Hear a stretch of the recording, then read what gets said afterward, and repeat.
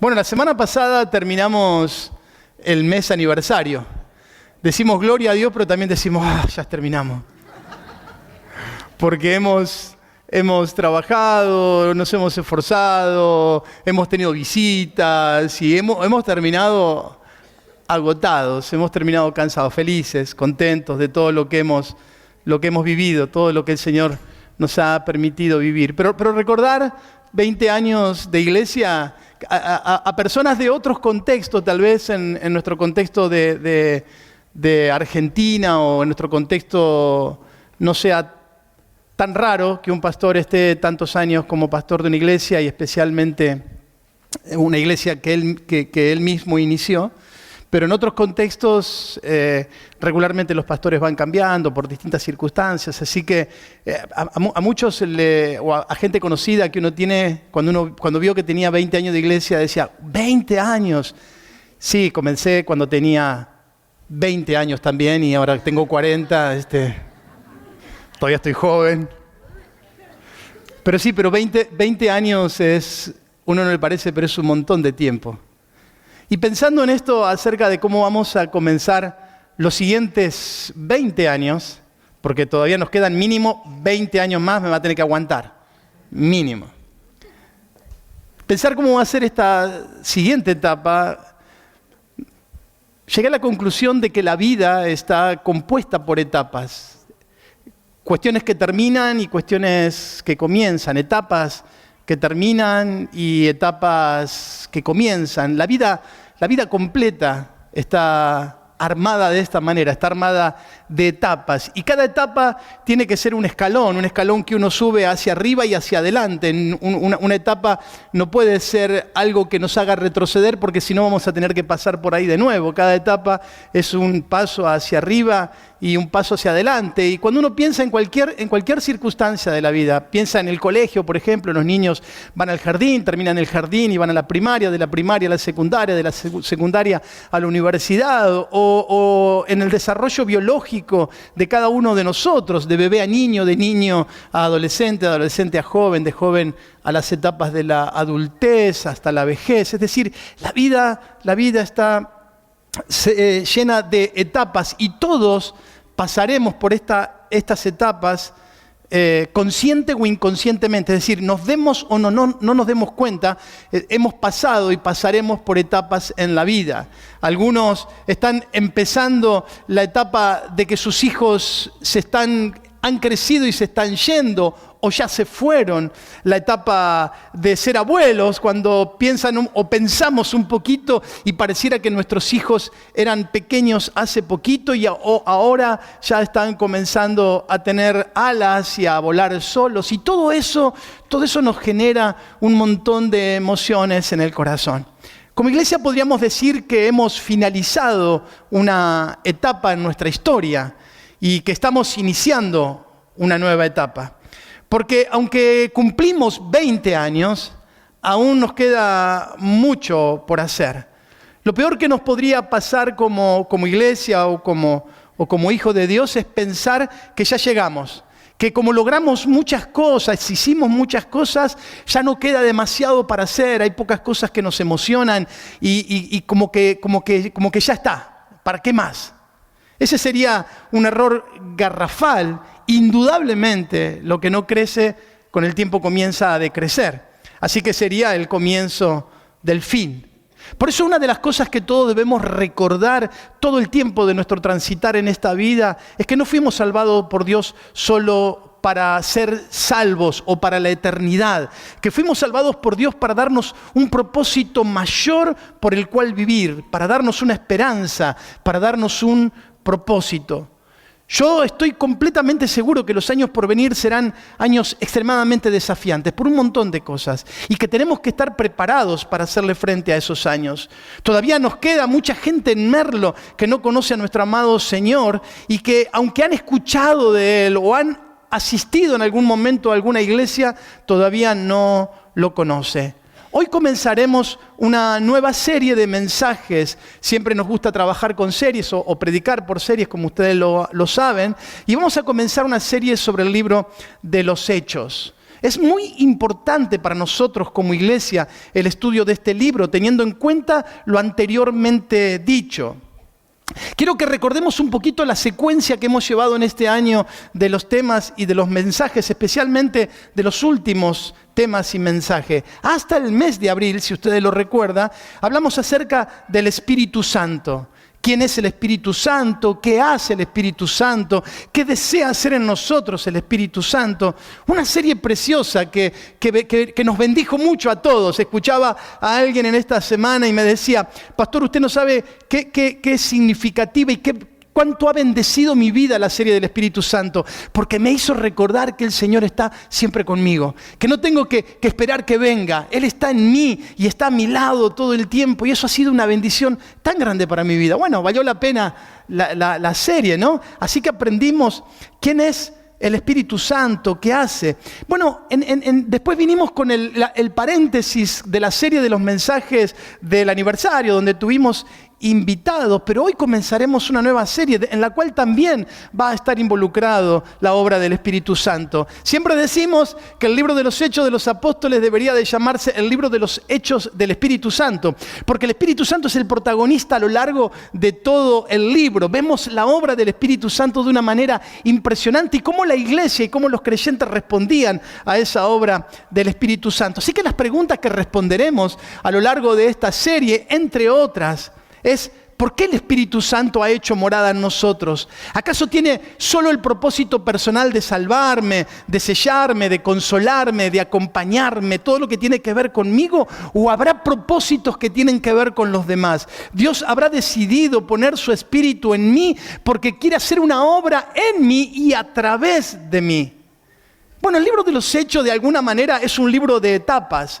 El libro de los Hechos encontramos el final de una etapa y el comienzo de otra. El libro marca que Jesucristo en el capítulo 1 termina su obra, termina su ministerio, termina su llamado en la tierra y asciende a los cielos dejando a los suyos la gran tarea de ser sus testigos, de continuar con lo que hizo, con lo que él hizo. Una etapa termina, pero otra mucho más maravillosa comienza.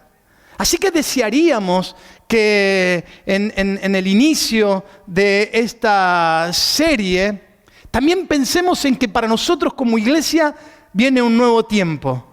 Que el tiempo pasado ha sido precioso, maravilloso, una etapa ha terminado, pero que tenemos que mirar para adelante y abrazar lo nuevo que Dios tiene para nosotros.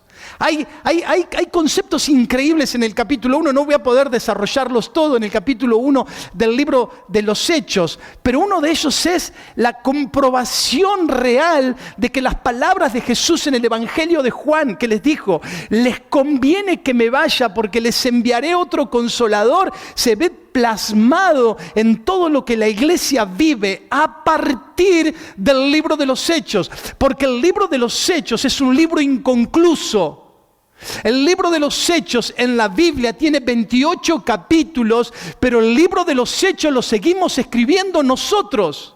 El libro de los Hechos es un libro de páginas abiertas. La iglesia siguió escribiendo los hechos a través de 2000 años y nosotros estamos escribiendo nuestra propia historia del libro de los Hechos del Espíritu Santo en nuestro contexto. Es maravilloso pensar en esto, pensar de que, wow, yo estoy ahí, no estoy en las páginas de la Biblia, pero estoy en la historia de los hechos del Espíritu Santo sobre esta tierra, porque soy la continuación de aquella etapa que terminó el Señor cuando delegó autoridad a sus discípulos, le encomendó una tarea y ascendió a los cielos. Vamos a leer capítulo 1 del libro de los Hechos en sus primeros 11 versículos. Si no tiene Biblia, como dijo, acérquese a un creyente. Antes decíamos así, ¿no? Hoy ya no. Muy pronto, algunos serán nuevamente sorprendidos con un bonobón en la puerta de la iglesia si tienen su Biblia de papel. Así que desempólvela y tráigala a la reunión.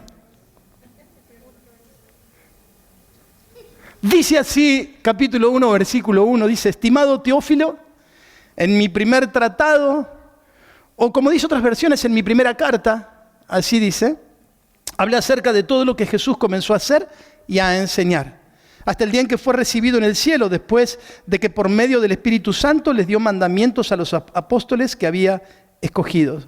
Después de su muerte se les presentó vivo y con muchas pruebas que no admiten dudas, se les apareció durante 40 días y les habló acerca del reino de Dios. Mientras estaban juntos les mandó que no se fueran de Jerusalén, sino que les dijo, esperen la promesa del Padre, la cual ustedes oyeron de mí. Como saben, Juan bautizó con agua, pero dentro de algunos días ustedes serán bautizados con el Espíritu Santo. Entonces los que estaban reunidos con él le preguntaron, Señor, ¿vas a devolver a Israel el reino en este tiempo? Y él les respondió, no les toca a ustedes saber el tiempo ni el momento que son del dominio del Padre. Pero cuando venga sobre ustedes el Espíritu Santo, recibirán poder y serán mis testigos en Jerusalén, en Judea, en Samaria, en Merlo y hasta lo último de la tierra. Después de haber dicho esto, ellos lo vieron elevarse y ser recibido por una nube que lo ocultó de sus ojos. Mientras miraban al cielo y veían cómo él se alejaba, 2 varones vestidos de blanco se pusieron junto a ellos y les dijeron, varones galileos, ¿por qué están mirando al cielo? Este mismo Jesús que ustedes han visto irse al cielo, vendrá de la misma manera que lo vieron desaparecer.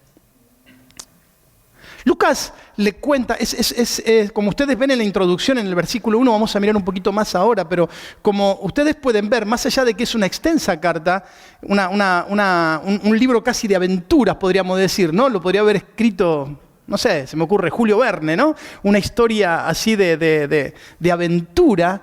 Pero igual de todos modos, por la introducción es una carta personal, porque tiene un destinatario, alguien que escribe y tiene un destinatario, que es Teófilo. Lucas le está contando a Teófilo la maravillosa historia de Jesús y luego la impresionante historia de la iglesia. Eso es lo que contiene el libro. Él le recuerda en el capítulo 1 la maravillosa historia de Jesús y le recuerda de que en el primer tratado habló acerca de esto, todo lo que el libro de Lucas nos enseña, y lo hace para que jamás se olvide ni se quede con los brazos cruzados a lo largo de su vida. Es como que Lucas le intenta decir a Teófilo, lo que te estoy contando, lo que te estoy confiando es maravilloso y absolutamente cierto. Por eso quiero desafiarte a que lo más importante en tu vida sea hablar de Jesús con otros, porque esto realmente vale la pena.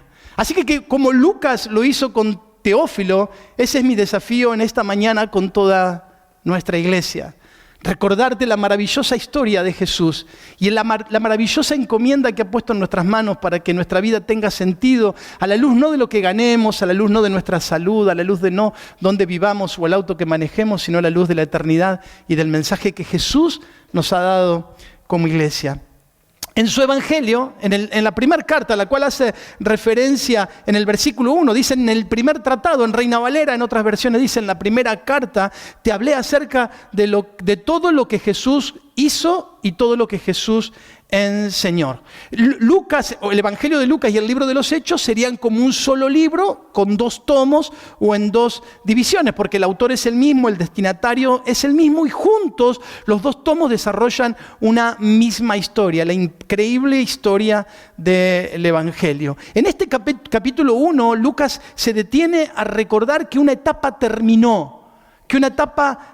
Obviamente que el libro de los Hechos se escribió después del capítulo 28, ¿no? Porque si pudo relatar todo eso, no lo está relatando acá. Está contándole todo aquello que ocurrió. Lucas fue uno de los compañeros de Pablo en los viajes misioneros, así que él supo de primera mano muchos de los acontecimientos que va a narrar en esta historia. Pero el autor lo que intenta hacer es demostrarle a Teófilo, su gran amigo, que una etapa terminó, pero que una etapa mucho más maravillosa está comenzando. Jesús ha terminado su obra. Jesús terminó e hizo todo lo que vino a hacer. Ahora le toca a la iglesia, a los que Él alcanzó, continuar con la tarea de llevar el evangelio a todos los rincones de la tierra. El apóstol Lucas dice en ese versículo, le recuerda lo que dice el primer capítulo, dice: ¿te acordás que en el primer capítulo te dije todo lo que Dios hizo, todo lo que Dios enseñó, todo lo que Dios vivió, que Jesús nació, que Jesús hizo milagros, que Jesús enseñó, que consoló, que murió, que resucitó? Todo eso está en el primer capítulo, pero también en ese libro, en el primer libro, en el Evangelio, no lo llama de esta manera, lo llama el primer tratado, la primera carta, también te dije lo que Jesús nos enseñó. Y Jesús enseñó grandes sermones y grandes enseñanzas y grandes verdades. Es como que Jesús abrió por un momento el cielo para mostrarnos verdades eternas, verdades imposibles de saber si no hubiera sido Él mismo quien las transmitió. Pero también en sus enseñanzas, todo lo que Él dijo, todo lo que Él enseñó, también estaba implícita la responsabilidad de llevar la palabra a todo lugar. Grandes desafíos estaban metidos en las enseñanzas de Jesús.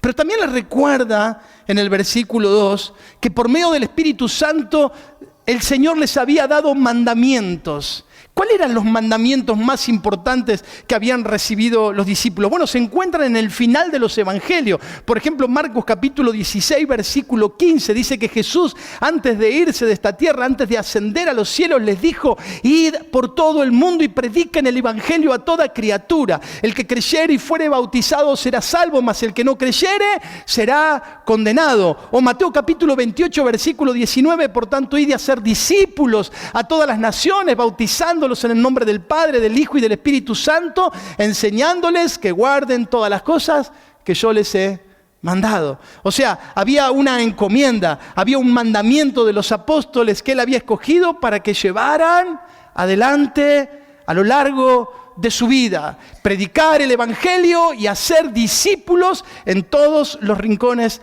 de la tierra. Ahora, lo que va a hacer Lucas es detenerse por un instante a partir del versículo 3 en algo fundamental y muy importante, que es la resurrección de nuestro Señor Jesucristo. Él va a volver. Si ustedes recuerdan, el Evangelio de Lucas termina con la ascensión de Jesús. Los últimos capítulos habla acerca de las últimas palabras de Jesús y que ellos lo vieron subir al cielo. Lucas regresa un poquito, un paso para atrás, como para ensamblar las dos historias y volver a recordar acerca de la veracidad de la resurrección de nuestro Señor Jesucristo. Y Él va a decirle a Teófilo: Teófilo, yo quiero contarte y quiero que recuerdes que Jesús resucitó de verdad, que Él se presentó con pruebas irrefutables, que no había manera de no poder creer o ver que Él había resucitado. La resurrección de Cristo hace que su mensaje tenga absoluta validez, que lo que Él dijo que era, que lo que Él dijo quién era verdad, porque Él ha resucitado. No era solamente palabras, no era solamente un milagrero, era alguien que demostró con su propia resurrección que era el Dios encarnado en la tierra. Y dice Lucas, y Él se presentó con pruebas indubitables, dice, en una palabra muy común, ¿no? En el lenguaje, en el Reina Valera, con evidencias irrefutables, que no había manera de dudar acerca de eso. Se presentó durante 40 días y se presentó para hablarles del reino de Dios. Quiero que nos detengamos por un momento en esta expresión. Dice que les habló acerca del reino de Dios. Esto está en el final del versículo 3. ¿Cuál es el mensaje del reino de Dios? Está hablando de un reino, y siempre que vamos a hacer referencia a esto, vamos a hablar acerca de la profundidad del evangelio. El reino de Dios significa que hay un reino, que hay un rey y que hay súbditos o personas que viven dentro de ese reino. Dice, les habló acerca del mensaje del reino de Dios. ¿Qué significa el mensaje del reino de Dios? El mensaje del reino de Dios es hombres y mujeres que han entregado su corazón a Dios y que se han puesto bajo su autoridad. Es el gobierno de Dios en los corazones y las vidas de los creyentes. Por eso es un error creer que el mensaje del evangelio es: te perdono, te restauro, te sano, te hago milagros y después hacé con tu vida lo que quieras.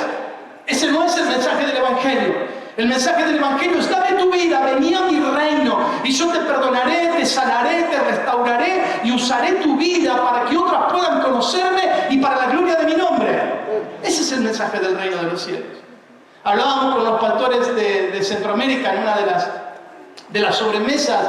En Centroamérica particularmente, aunque en nuestro contexto ya ha llegado esto, el mensaje del exitismo, el mensaje de que vengan y reciban, el mensaje de la mal llamada prosperidad y todo eso ha hecho confundir a la gente, porque decían los pastores, en los grandes eventos multitudes escuchan promesas y después de escuchar las promesas dicen: vengan al frente los que quieran recibir la bendición de Dios, y ahí pasan las multitudes a recibir la bendición de Dios, y entre ellos está el adúltero, el ladrón, el sinvergüenza, el mal hablado, esperando recibir la bendición de Dios. Eso no es el Evangelio. El Evangelio es: dame tu corazón y yo te daré todo lo que viene añadido con el reino de los cielos. Buscad primeramente, ¿qué dice? Mateo capítulo 5 versículo 33. Buscad más primeramente el reino de los cielos y el resto será añadido. Mateo 6:33, ¿no? Sí, si no mal recuerdo.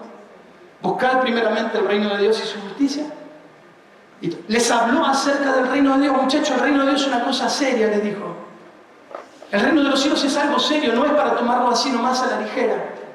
Porque para esto he venido para salvar a la gente de su condenación eterna, pero para darles una vida conforme al Evangelio.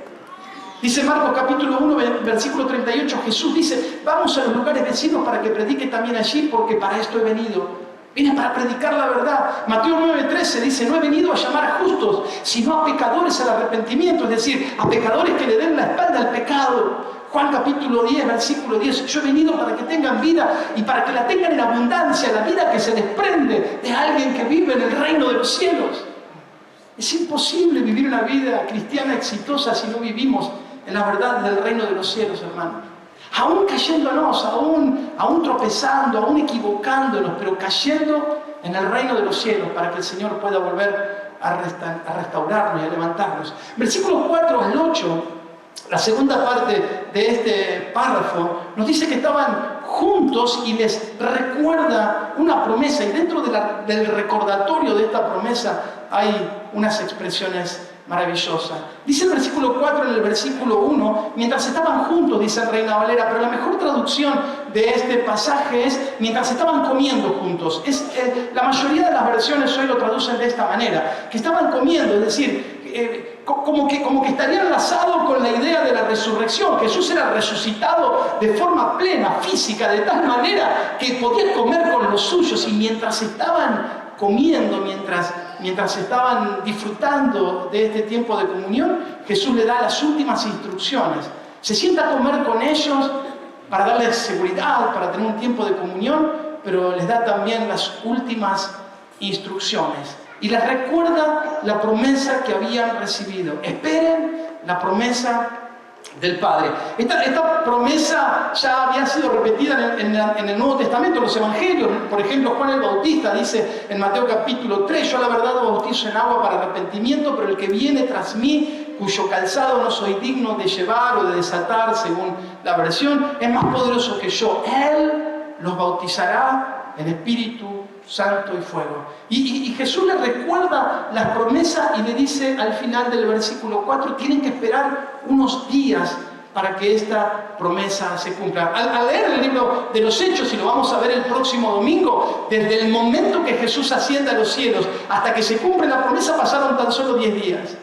Pero esperaron pacientemente en un lugar donde no tenían mucho para hacer, solamente esperar que el Señor cumpliera su promesa.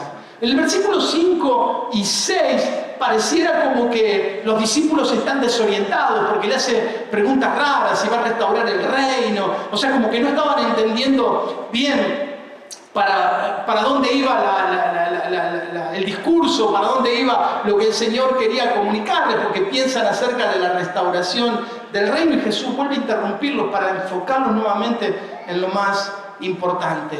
Frente a una pregunta teológica o frente a una pregunta fuera de contexto, Jesús le da una respuesta práctica, No se preocupen o discutan sobre temas irrelevantes, preocúpense por lo que es realmente importante. Lo importante es que dentro de pocos días serán bautizados con el Espíritu Santo. Qué significativo que es para nosotros la respuesta de Jesús. Qué significativo que es saber cuáles son las cosas importantes de la vida y cuáles no son importantes, para no gastar nuestras fuerzas en cosas que no valen la pena, para no gastar nuestra vitalidad, nuestros años en aquello que no tiene sentido. Por eso el Señor nos vuelve nuevamente a enfocar. Lo más importante es que recuerden que dentro de unos días serán bautizados en Espíritu Santo y fuego. Yo creo que en medio de todo lo que estamos viviendo como sociedad, de lo que estamos viviendo como iglesia, lo que está viviendo nuestro convulsionado mundo, tal vez deberíamos de recordar estas palabras de Jesús. Enfóquense en lo importante, y tal vez nuestra oración debería ser: Señor, dame la promesa ofrecida a los apóstoles. Dame ese poder que me permita sortear los obstáculos, hacerle frente a las dificultades de la vida. Dame las fuerzas para seguir adelante. Dame el poder para ser testigo. Señor, Espíritu Santo, llena mi vida, porque al fin y al cabo hay un montón de cosas que no voy a poder cambiar, pero sí puedo hacer mucho por mí. Lléname de tu Espíritu, Señor, como hemos aprendido en el pasado, para poder cumplir el propósito de mi vida. Claramente ellos necesitaban un poder que no tenían. Poder de lo alto. El poder que ellos nunca habían recibido. Ellos habían recibido instrucción, ellos habían recibido enseñanza, pero necesitaban el poder del Espíritu Santo. Mirá, mi hermano, nunca fue fácil ser creyente, en ningún contexto. Ni aún en los países más desarrollados, en los países más cristianos del mundo, ha sido fácil ser creyente. Primero porque nuestra mayor lucha, como dije anteriormente, es con nuestra propia naturaleza de pecado. Y la naturaleza de pecado no cambia por el contexto social o económico en el que estemos metidos. Nuestra naturaleza de pecado es naturaleza de pecado aquí, es naturaleza de pecado en Europa, es naturaleza de pecado en el norte, es naturaleza de pecado en todos lados. Llevaremos nuestra naturaleza, arrastraremos nuestra naturaleza de pecado en cada lugar donde estemos. Por esa razón, nunca será fácil ser un verdadero creyente, porque lucharemos contra nosotros mismos. Pero tampoco la iglesia nunca vivió en completa paz. Nunca fue fácil predicar el Evangelio, nunca fue fácil ser testigo. Por lo tanto, si los primeros discípulos necesitaron el poder del Espíritu Santo, ser bautizados en el Espíritu Santo, para llevar adelante la tarea que Dios le había encomendado, nosotros también necesitamos ese mismo poder. Ahora, si miramos este capítulo, esta introducción al libro de los Hechos, nos encontramos que Jesús y los discípulos están en igualdad de condiciones. Y déjame que te lo explique. Claro, Jesús es el Hijo de Dios, Dios hecho carne, no estoy hablando acerca de eso, sino en el comienzo del ministerio. Cuando Jesús comienza su ministerio, para los que recuerdan, y de hecho Lucas lo menciona, lo primero que ocurre en el día de su bautismo, ¿qué es lo que desciende sobre él en forma de paloma? ¿Qué desciende?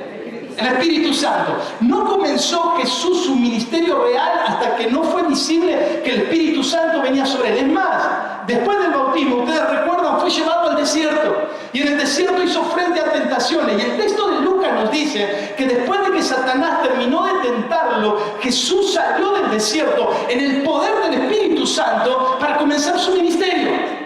Es decir, que Jesús está igualando a los discípulos con él, diciéndole: no comiencen el ministerio hasta no ser llenos del Espíritu Santo, hasta no ser llenos del poder de lo alto, pero una vez que sean llenos del poder de lo alto, no paren de predicar el Evangelio aún a costa de sus vidas. Y esto es lo que significa ser testigos en Hechos capítulo 1, versículo 8. Este poder que vendrá sobre ellos les permitirá ser testigos. Mientras estaba preparando el mensaje, yo decía, para los que están escuchando este mensaje, no sé si era más fácil, pero podían entender claramente el significado de ser testigos, porque la gran mayoría de ellos, por no decir todos ellos, habían sido testigos. Habían visto a Jesús caminar sobre las aguas, habían visto a Jesús multiplicar panes y peces, habían visto a Jesús resucitar muertos, habían visto a Jesús sanar enfermos, habían visto a Jesús echar fuera demonios, habían visto muchas cosas. Entonces, ¿de qué somos testigos nosotros? Si nosotros no hemos visto a Jesús resucitado, si no lo hemos escuchado, si no lo vimos a Él haciendo milagros, hemos visto los milagros, pero no lo hemos visto a Él haciendo milagros. No lo vimos caminar sobre las aguas, como lo vieron aquellos que están recibiendo esta promesa y aquellos que están recibiendo esta encomienda. Pero claro que nosotros somos testigos. Nosotros somos testigos de lo que Dios hizo en nuestras vidas.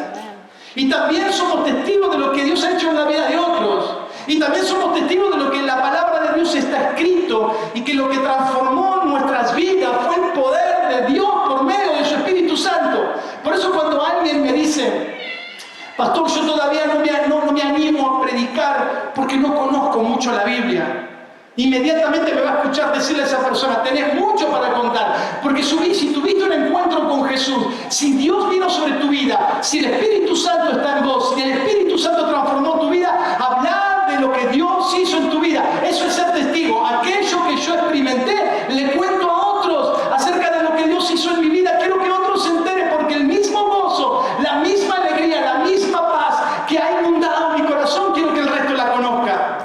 Somos testigos de lo que Dios hizo en nuestra vida. Ahora, si Dios no hizo nada en mí,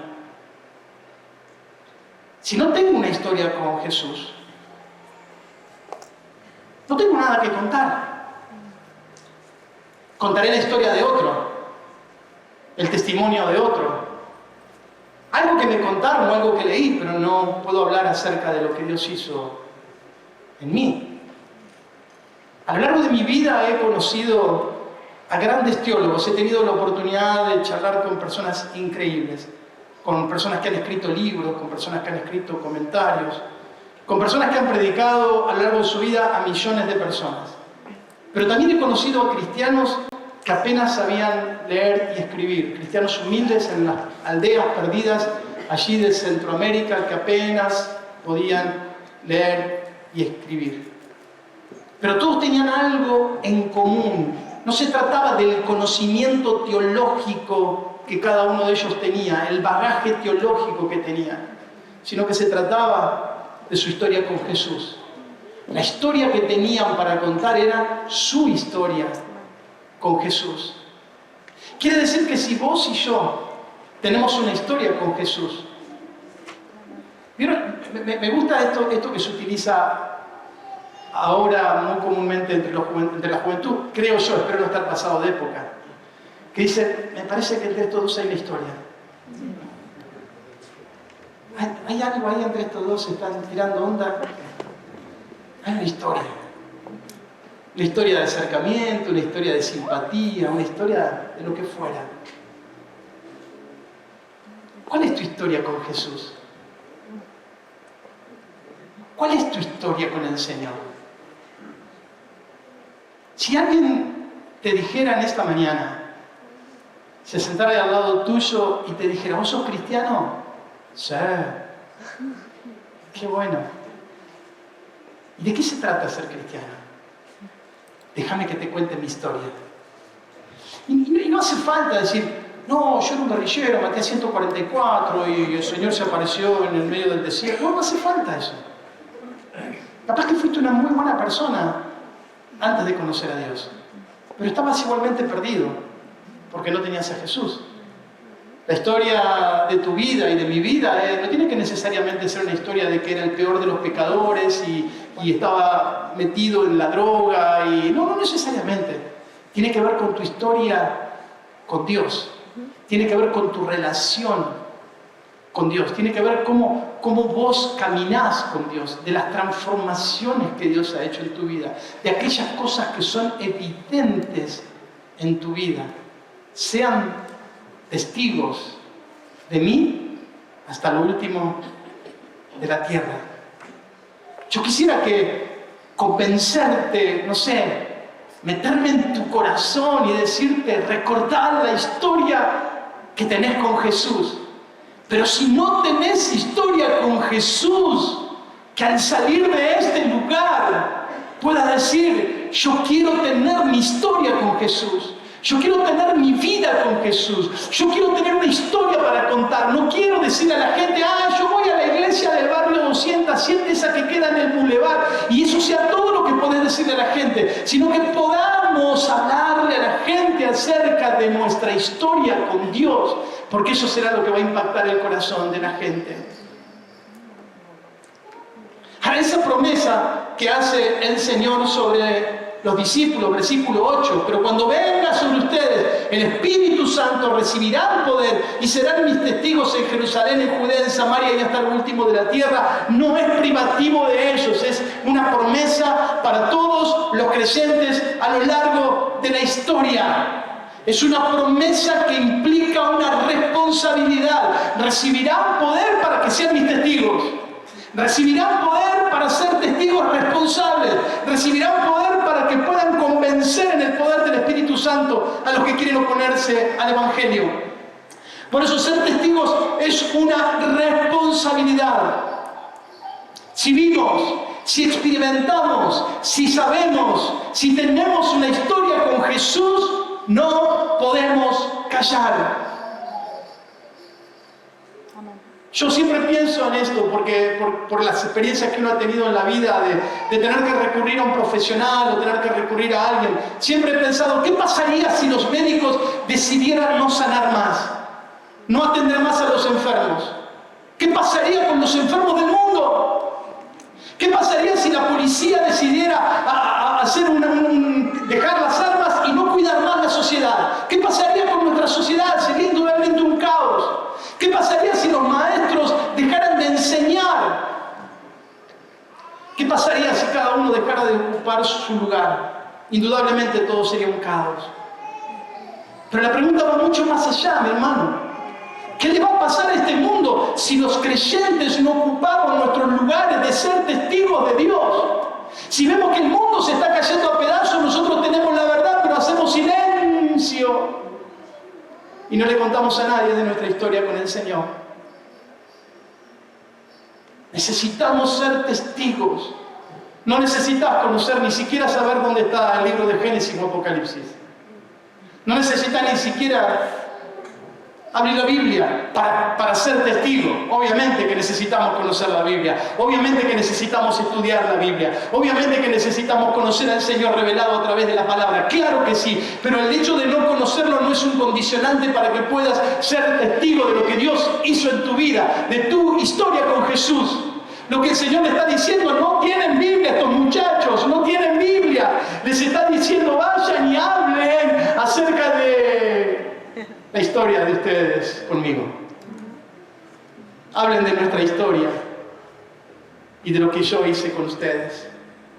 Dice el versículo 9 al 11, y habiendo dicho estas cosas, viéndolo ellos, fue alzado y recibido en una nube. Ustedes conocen ellos se quedan mirando el cielo y dos ángeles le dicen: varones galileos, ¿por qué estáis mirando el cielo? Este mismo Jesús que ha sido tomado de vosotros al cielo, así vendrá como le habéis visto ir al cielo. Como lo vieron subir, así regresará. La Biblia nos dice y nos anuncia que hay varios eventos inevitables que ocurrirán en el futuro, indefectiblemente, y que nadie podrá impedirlos o evadirlos, solamente recordando algunas. Nadie podrá evitar que los hijos de Dios tengamos eterna salvación. Romanos capítulo 8 dice: nada nos separará del amor de Dios. Inevitablemente tenemos un destino eterno de salvación. Pero lo que nadie tampoco va a poder evitar es la condenación eterna de los incrédulos. No hay una segunda oportunidad después de la puerta de la muerte. El que no cree en este tiempo no tendrá más oportunidades de creer. Eventos que no se podrán evitar. No se podrá evitar la victoria final de Dios sobre el mal y sobre el maligno, porque esta ya fue sellada en la cruz del Calvario. Eternamente Satanás y sus demonios fueron vencidos en la cruz. Ese es un resultado inevitable. Pero aquí en esta historia nos habla que los ángeles, estos dos varones, no se dice que son ángeles, pero creemos que lo eran, se aparecen y les dicen: así como lo ven subir, así como lo ven irse, volverá a buscar a su iglesia. Nadie podrá detener su venida. Nadie podrá detener su venida. El Señor viene. Al ascender a los cielos, Jesús da por concluida su obra para comenzar un nuevo tiempo. Es como ¿se acuerda en la cruz el famoso Tetelestai que lo hemos hablado en algún momento? Consumado es, ya está. Ya está, la misión ha sido cumplida, la misión ha sido completa. Ahora el Espíritu Santo vendrá sobre sus hijos y serán ellos, los hijos de Dios, los que continuarán con la obra. Estos se multiplicarán por millones alrededor del mundo, llevando el Evangelio y extendiendo el reino de los cielos. Claro que convenía que Jesús se fuera y que el Espíritu Santo venga, porque ahora los Cristos, en el sentido de los discípulos del Señor, se multiplicarían por todo el mundo. Ahora nos toca a nosotros, decía recién al principio en la introducción, que nosotros estamos escribiendo el libro de los Hechos. ¿Qué haremos nosotros en nuestra parte que nos toca de escribir esta historia? ¿Seremos obedientes al llamado o nos quedaremos con los brazos cruzados esperando el día de nuestra salvación, teniendo un tesoro en nuestras manos y no compartiéndolo con nadie? La misión había sido encomendada. Prediquen, batallen, luchen, avancen, pero antes sean llenos del Espíritu Santo. Todos hemos quedado impresionados con una historia que se contó hace 2 viernes atrás aquí en la iglesia, ¿no? La historia del Capi, de Alfredo, y la historia de Rosa María. Esa historia no es la historia solo para ellos, bueno, lo que pasa. No, es la historia de todos aquellos que son capaces de creerle al Señor. El Señor sigue salvando, pero el Señor también sigue transformando vidas por el poder del Espíritu Santo. ¿Quiénes son los candidatos hoy de recibir el poder del Espíritu Santo? Simple, los que han creído, los verdaderos hijos de Dios, los que están dispuestos a pagar el precio de continuar con la obra que Jesús nos ha puesto en las manos. Los que esperan con paciencia, pero que no se quedan con los brazos cruzados. Los que no se desaniman ni abandonan la batalla. Los que a pesar de las dificultades, siguen adelante. De nuevo, vuelvo sobre este principio. La salvación no es la meta. La meta no es la eternidad, la meta es lo que hacemos en esta tierra. Las cosas viejas pasaron, dice el apóstol Pablo, ¿no? Y todas son hechas nuevas. Termino. El contexto del capítulo 1 del libro de los Hechos, uno cuando lo toma así como sacándolo de la historia, puede perderse la riqueza del contexto, pero recordemos en qué contexto se da Hechos capítulo 1. Hace tan solo 40 días atrás, los discípulos habían pasado por un sube y baja emocional terrible.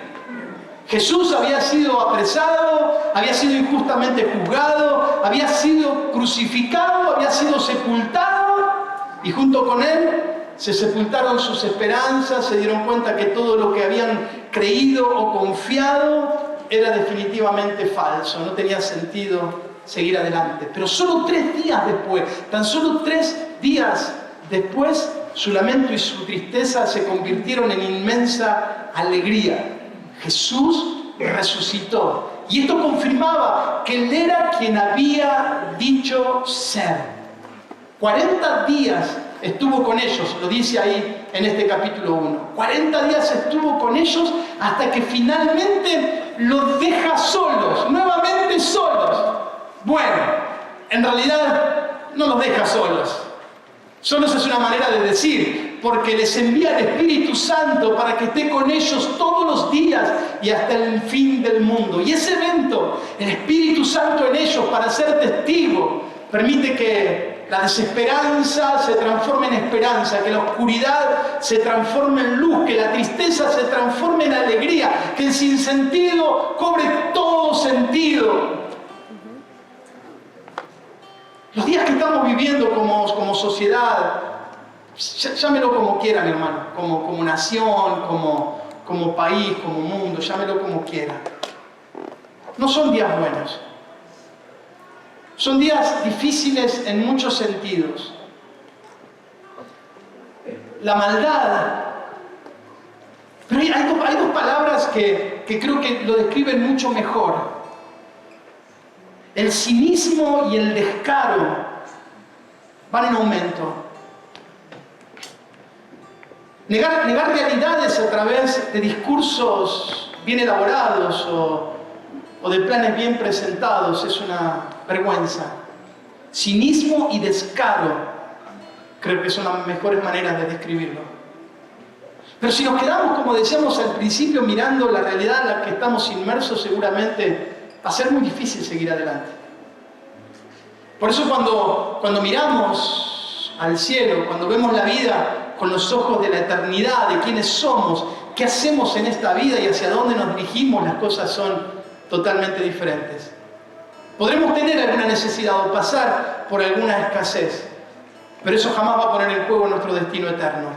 Jamás va a poner en juego nuestro destino eterno, porque cada una de nuestras vidas está segura con Cristo en Dios. Y no solo eso, sino que tenemos todos los creyentes, a diferencia del resto de la gente, una razón mayor, una razón superior, eterna, por la cual vivir, ser testigos de Cristo en el poder del Espíritu Santo. ¿Amén? Yo quiero desafiarte a esto, mi hermano. Vamos a ir caminando en el libro de los Hechos, vamos a ver cosas increíbles, pero quiero desafiarte a esto. Recordá tu historia con Jesús, desarrollá tu historia con Jesús y sé testigos a otros de lo que Dios ha hecho en tu vida y de tu propia historia con el Señor Jesús. Amén.